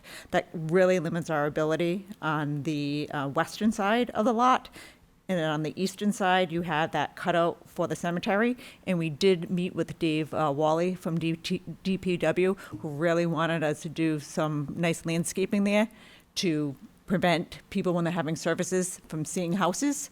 So I know you're talking about moving north and moving south, but given the constraints of the water line that we have that we can't touch, and the request from DPW with the cemetery, so that's confining the whole top area. And then we have the perimeter buffer on the top. So we're really squeezing in the western side, the eastern side, and the northern side for our buildable envelope for road design. And we did get a compliance alternative too for our road design that was approved by the planning board. And that may not be the best idea to add cul-de-sacs, given the type of road design that we have for the private road design for our development.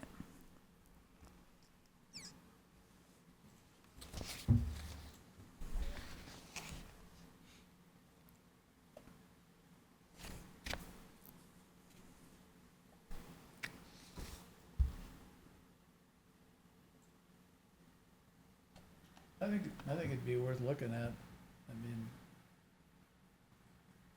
we're just one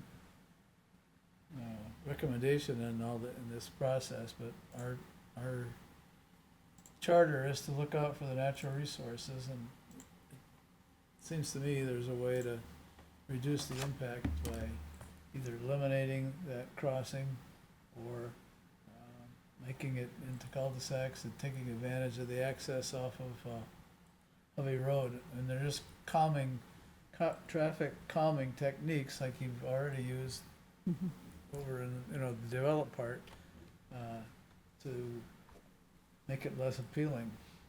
And we did have discussions with the town staff regarding that second point off of Hovey Road. And it was my understanding after those conversations that town staff prefer that we just keep that the way it was for emergency access vehicles. There was no, in my opinion, desire for the town staff to see another access point off of Hovey Road. And in fact, some of the neighbors have expressed not to have another access point off of Hovey Road. And again, I reiterate the fact that it is a private development, privately maintained, private roads with a compliance alternative and restrictions to our building envelope in the northern, western, and eastern part of the lot.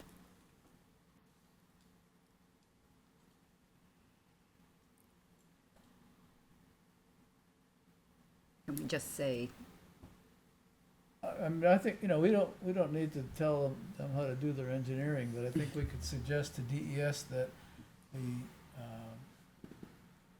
Northernmost the crossing northernmost being crossing reduced. should either be eliminated or moved farther north to minimize the amount of impact. If they want to accomplish that, doesn't have to be our call. Can you put the other one back up, please, Mark? Which other one? That one. Oh, okay. The upper one, sorry.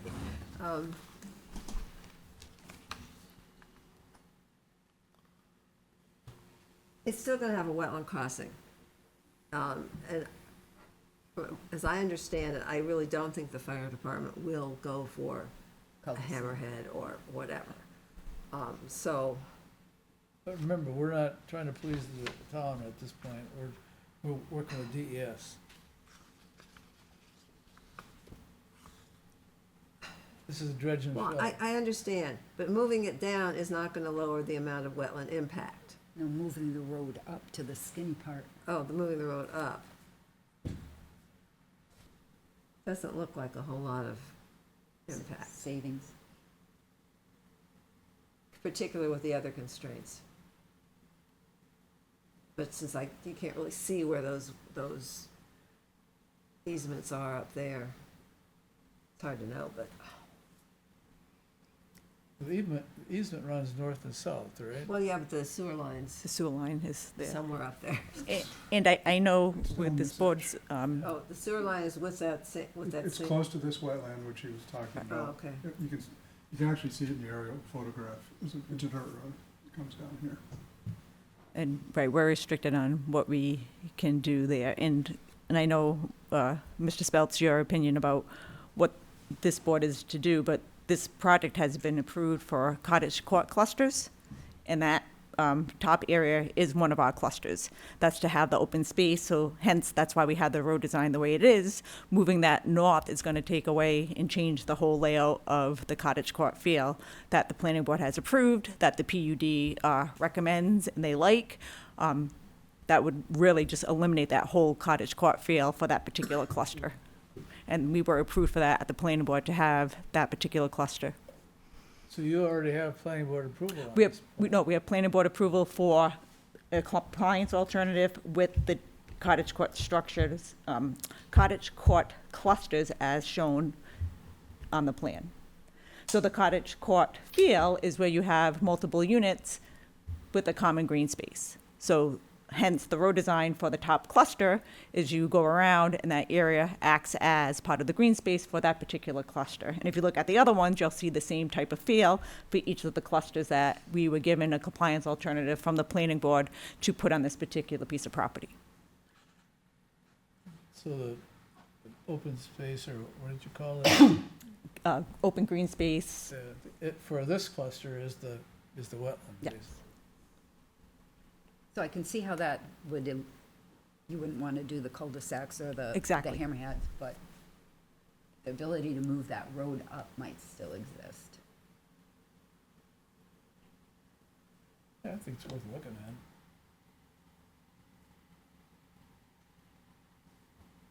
Any other comments?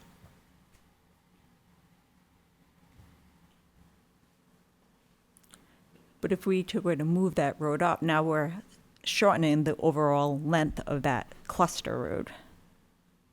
Right? So if you take that road and you move it up, now you're limiting the arch of that particular road. So now we're limiting the, changing the amount of houses that we can have, and again, changing that whole feel for what may be a negligible amount of impact.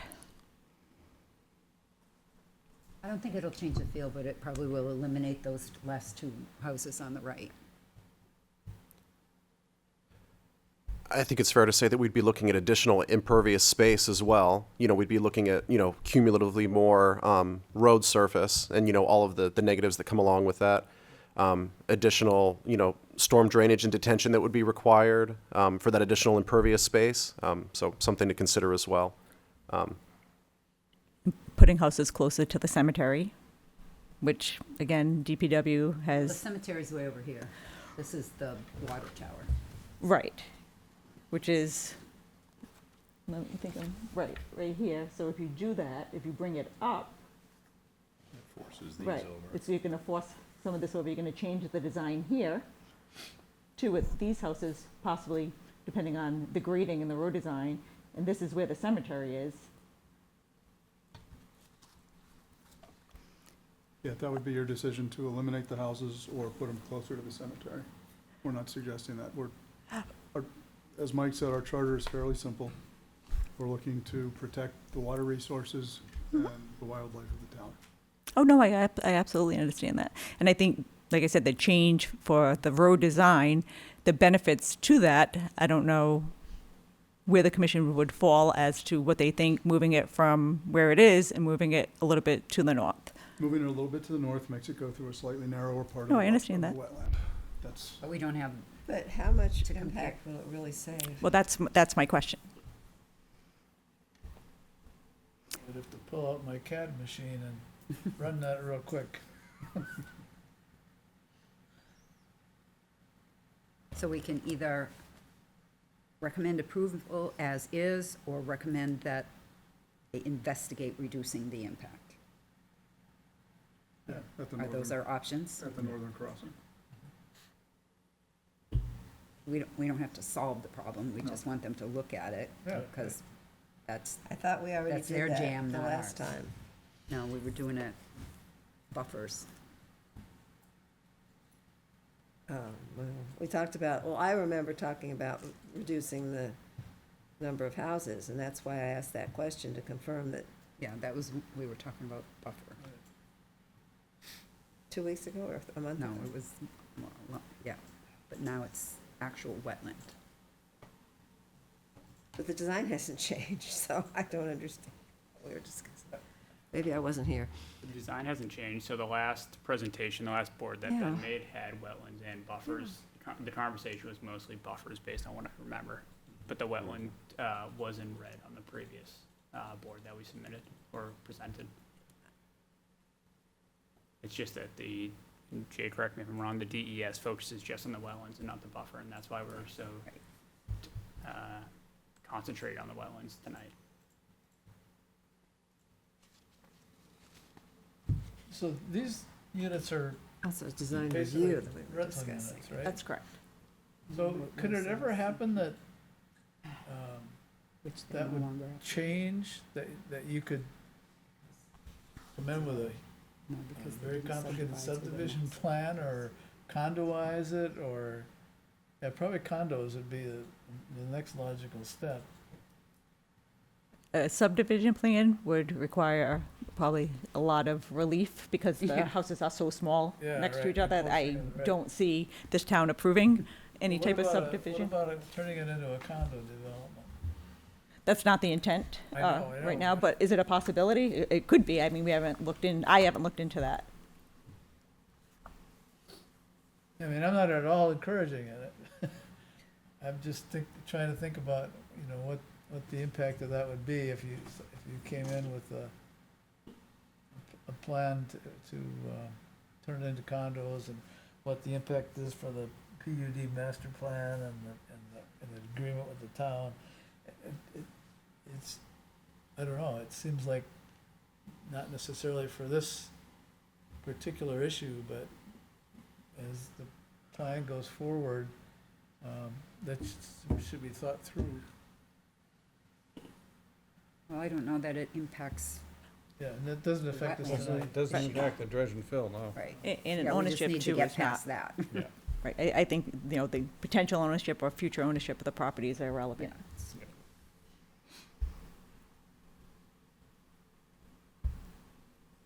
Okay, so we have our choices. What are we gonna go with?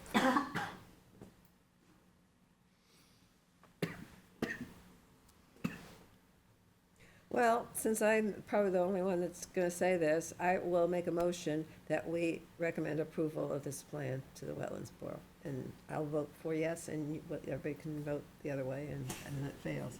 And they have to come up with another motion, I guess. So you'd actually be voting for the, recommending approval of the dredge and fill. Yes. Or no second, and then you have to make your own motion, so.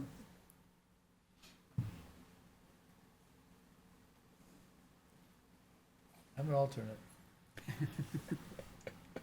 Will we vote? Well, I we second either need a Deb. second or, I Another second Deb. okay. Motion by Deb, second by L. Any further discussion? All in favor?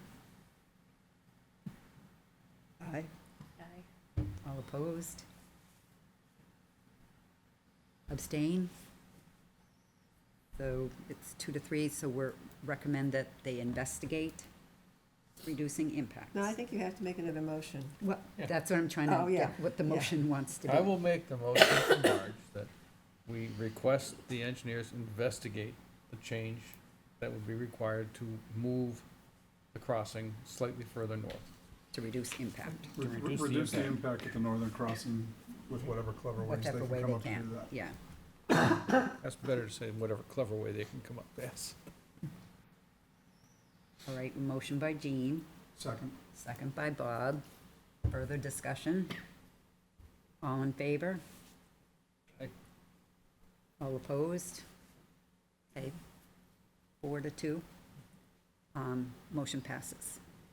And could I ask, make a recommendation with the material that you're going to submit back? If you, when you had that motion in your material, it would be helpful that they know all the stuff that we just mentioned about there is a compliance alternative. So the reason why there's the restriction or that hesitation about moving forward with moving that road is based on the road design that we were granted from the planning board. I mean, we can do that as well, but I just want that to be clear that, you know, our process has already been dictated by other town boards.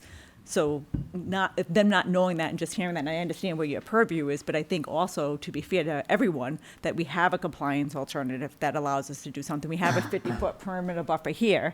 We have the cemetery here. We have recommendations from Department of Public Works to not move any houses there. We have a water line easement. So all of those comments, I think, would be helpful. So when DES is looking at the recommendation, they understand that we're here, we're trying to work with the town, but we've also been given approvals and nods and suggestions and recommendations from other town staff members and other boards that really limit our ability to do what's asked. At the risk of speaking for the others, I don't think we're in any way asking you to move any houses. No, the road, you We're said. asking you to move the road. No, which- correct. Which may require you to eliminate a couple of houses, but we are not asking you to move the houses. We don't want you to move closer to the abutters to the west. We don't want you to move closer to the cemetery. It's not our purview, but just as citizens of the town, we understand those limitations and agree with them. Right. What we're trying to do is protect the water. No, but I understand that, but just the road design, if we go up further this way, these houses, in theory, to come up and down around, I'm assuming, and I don't want to act like I'm an engineer, but some of those houses would need to be moved to have a proper road design. Or eliminated. Because we've been very clear in the prior meetings that a big part of our problem with this is there is a fair bit of wet in there, and you're trying to put too much into it. We're not clever enough to figure out how to do what you're trying to do either. No, You're trying to put too much in the space. we are, The but only way you can do that is you're violating the waterways, you're violating the buffers, and we're not allowed to say yes to that. no, I understand that, but we're going by the density that's allowed in the PUD. Understand that? And that's why I'm just bringing this up, because I think it's important for everybody to understand the parameters that we're working with. And I know I sound like a broken record, because I've said it before when I've been here, but that's the guidelines that we have. Those are the parameters that we were given that we can work with from the town and the town's regulations, and that's what we're doing. And the town can choose to overrule us, but they have asked to hear our opinion, and Understood. we're providing it. Understood? Doesn't the DES, as a matter of course, involve you? I mean, once they get this application, if they have questions, won't they come back to you and say, Explain it. yeah, Yeah, they would. Or they could. They don't always, but sometimes they'll issue something, request for more information letter. I mean, I can't imagine that they're gonna make you do this simply based on Our the Under Conservation Commission's recommendation. They're gonna come to you and say, what about this? And then you'll be able to present all those other constraints that you're worried about. Understood. And I can put that right in my recommendation. Thank you.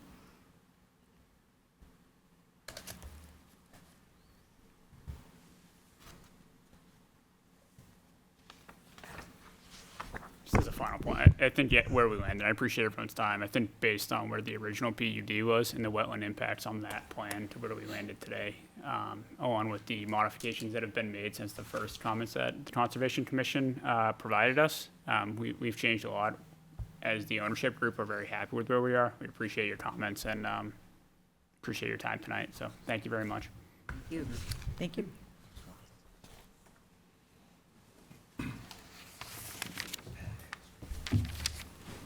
I'll be right back. All right. Any public comment this evening? Was. Can I still ask questions? Everybody's going home. My name is Bob Lees, 21 Kit Lane. I've been here a few times at these meetings. Talking about the water. Last time I was here, you told me to talk to John Trottier. John met me and a couple of my neighbors. We looked at the plans. We took This a was walk on about the property. flooding I'm issue? sorry? Was this about the flooding issue that you were The having? flooding we talked, not flooding, the flooding plus the waterway. I asked John about, when I was here, a gentleman didn't have a whole plan. John was waiting for information to come to him, because you told me he had to do it with a third party to design the exit for the water, if you would, because they only had to go into the creek, where's it gonna go, what have you. John was still waiting on information for that. So John told me two things, told us two things. There was two gentlemen, one just had a baby and one's out of town. One, he told us as far as the access road for Pennachuck was not needed. He was not allowed that. Now, if that's changed between when John and I met till tonight, I'm not aware of that, okay?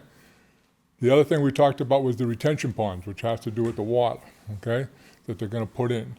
Some of these are right close to the property. One of them is right next to the guy's house who just had the baby. And the question he had was, are these gonna be dry retention ponds? In other words, they're gonna fill up a period of time and they're gonna dry out. Where's the slot gonna be? Or were they gonna hold 6 inches, 8 inches of water and then eventually dry out? What was the plan for those? John didn't have that information, and I'm just trying to be able to pass that on to my neighbor. Anybody here help him out with that? Sweet, that would be great. So we have a comprehensive drainage analysis that went along with our drainage report. Every single basin that we're proposing will drain completely within 72 hours or less. Those are, All right. for mosquito concerns, and Yeah, it's, that's what we're talking about, right, mosquitoes and birds and, what do you call it, geese and what have you. And as far as the other thing was, I wasn't aware till you guys discussed it again tonight, was the access road from the north end, if you would, by Spring Road to give for Pennachuck. John says they don't need it because they have an access road off of, I can't think of the name of the street right now, and they have the whole road that's not gonna be paved where the whole water line runs, he says. So if you're gonna make an access road there, then you're gonna have to pave Spring Road, or the paper Spring Road, Oh, right. okay? That's just a paper road, okay? If you're gonna give them access there, it's gotta be paved. It's just a mud hole right now, okay? Okay, well, thank you for the information on the retention ponds, and I'll pass that on to Kevin, okay? Thank you. That based on a 50-year event or 10-year event, when you say with drain that fast, yes, for a 50-year event. 50-year. Again, yes, we didn't want it to be standing there forever, and how deep it was gonna be, what have you, how deep do we plan, How deep are all the basins? well, no, how deep will the water be when it's, normally they have a slaughter, a bunch of holes in a basin or what have you. How low are those gonna be? A foot off the ground, 8 inches off the ground? I believe John Trottier likes all of the slotted weirs to be to the very bottom of the basin. Okay. So, essentially right when, the basin starts filling up, it starts, Yeah, draining. okay. There are, some things that we have to keep in mind for stormwater quality. We have an under basin sand filter that kind of takes some of that water in and treats it. We talked about that with John also, yep. Right. So for those basins, we have to, store water and then allow that to infiltrate, or not infiltrate into the ground, but, go through the sand filter. So, there's never going to be any water that's, stagnant and sitting in the basins. It'll be, percolating through a filter. Again, we're concerned about these, there's many throughout the site, retention ponds, okay?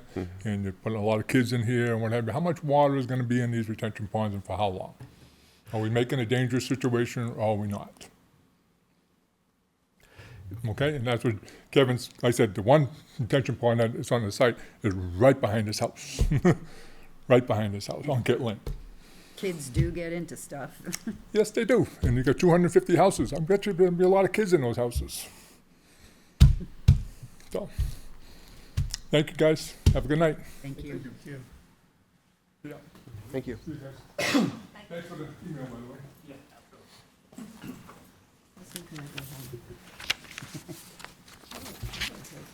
Okay, I only have a couple cute things here. Old business, the boat launch that doesn't reach the shore anymore. Yeah. I emailed the guy from the boat launch company, and I said, can we get a little extension? And he said, well, that would be expensive. The best bet is to add a section of the dock. Well, to add a section of the dock is $3,900. I thought that was pretty expensive. Not only that, but our permit, And that's what I emailed him back and I said, you know, getting the permit in the first place was difficult. This would involve redoing the whole thing. I said, we'll just move it in the spring when we put it back in. Because chances are we're gonna have entirely different conditions next year. But that was a bummer, because I'm visualizing just, you know, a little longer ramp. But apparently that's not simple, so. And then I did get a price from Fast Signs for producing the Lithia Springs. It was $67.86 for both of them together.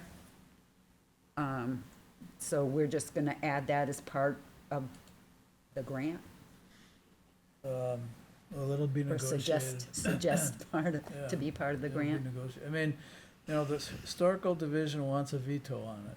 So we have to, so I. Not an I have automatic I have submitted it to them okay, for the approval of the words and the pictures. If they want a veto, that means they have to pay, because that's what they're buying. So, at least in my view. well, and, So it's, that, I'm gonna include that in the estimate. I don't have the estimate from the wetland scientist or the earth moving guy yet. okay, So I will package that all together, and that'll go to them, and I'll say, we pledged in our budget to spend 26,000 on this. It's now $40,000. What do you wanna do about it? And we'll see where that goes. all right. So, stay tuned. Stay tuned. Parmenter Road, do we know if that's gone anywhere yet? Because it's been a month since he said it would only take a week. No, I guess I need to ping him and see where we're waiting on the title report. That's the problem. Yeah. with that. Is she getting impatient? No, I'm just getting embarrassed. Yeah, right. Yeah, I will have to urge him on. It wouldn't be the first time, by the way. Right? That's all I have for old business. Does anybody have any new business? Do we want to approve the minutes? Sure.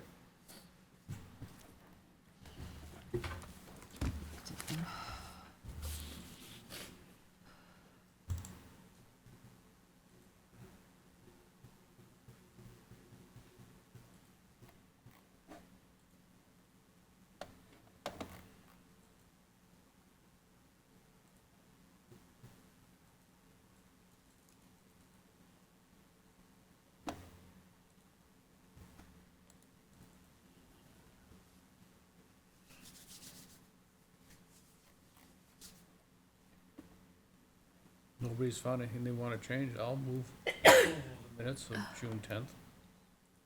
Second. Motion by Jean, second by Bob. Any discussion? All in favor? Aye. Any opposed? Abstain? Motion passed unanimous. Anything else? I'll move we adjourn. Second. Motion by Jean, second by David. All in favor? Aye. Aye. Bicycles on